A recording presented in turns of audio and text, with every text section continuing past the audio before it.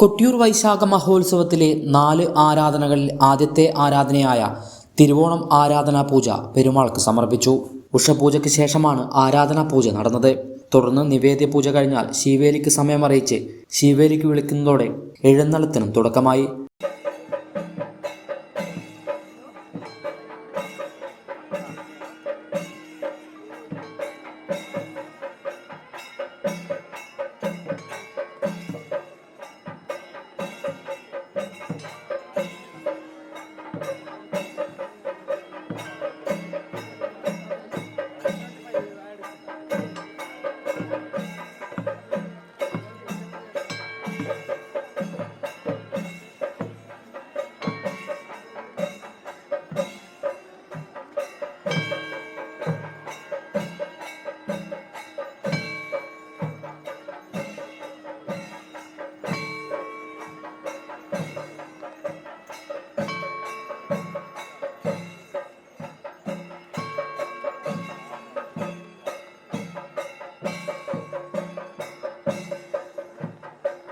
തിരുവോണ ആരാധന ദിവസം മുതൽ ശീവേലിക്ക് വിശേഷവാദ്യങ്ങൾ ആരംഭിക്കും.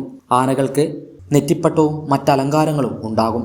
എന്നാൽ കനത്ത മഴയെ തുടർന്ന് ഇന്ന് നെറ്റിപ്പട്ടം ഇല്ലാതെയായിരുന്നു പൊന്നിൻ ശീവേലി നടന്നത്.